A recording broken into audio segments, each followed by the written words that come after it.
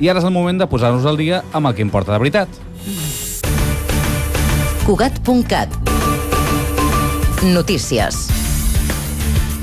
M. Rajoy confessa que no sap parlar en català, en castellà, volíem dir, per culpa de la immersió lingüística, Àlex Massana. Sí, això que l'actual president de l'estat espanyol no s'ha educat a Catalunya, però ell considera que alguna cosa li ha arribat. Segons Rajoy, la immersió lingüística és com una mena de contaminació que viatja per l'aire arreu d'Espanya i cal acabar amb ella. No és com la lluvia que cae y no sabes del todo por qué, ha declarat el president en exclusiva al Departament de Política de la Nemtart.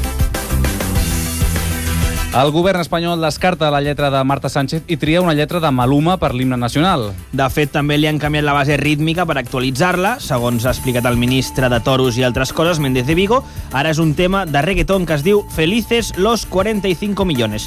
Marta Sánchez s'ha enfadat bastant, s'ha enfadat molt i ha amenaçat amb abandonar la seva carrera musical i marxar a viure a Miami. Després ha recordat que ja està en aquesta situació. Condemnen a 3 anys de presó a l'equip de la Nemtart aquest programa per injúries a l'humor. Sí, l'Audiència Nacional considera que no fem puta gràcia i ha decidit condemnar-nos per injúries a l'humor i per tontos. Es veu que ara també es jutja la qualitat. Aquesta secció de les notícies, de fet, segons el jutge Cachondo, que ens ha condemnat, és la pitjor.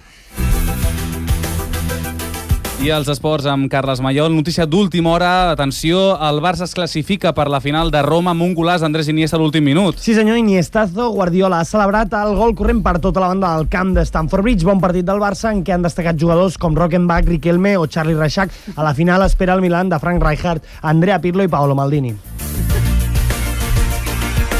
I Lance Armstrong, atenció, torna a l'esport. En aquest cas competirà en curling. Després de l'últim presumpte positiu d'un medallista olímpic rus de curling, l'exciclista ha vist que en aquest esport hi havia mandanga de la bona i ha decidit apuntar-s'hi. L'exemple més clar que el curling porta droga és que jo mateix formo part del club esportiu Curling Sant Cugat. Serveis informatius de Cugat.cat. I ara volem saber el temps que farà les properes hores amb Joan Bustamante.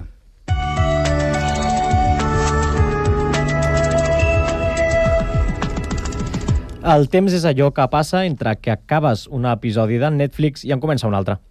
I fins aquí el temps.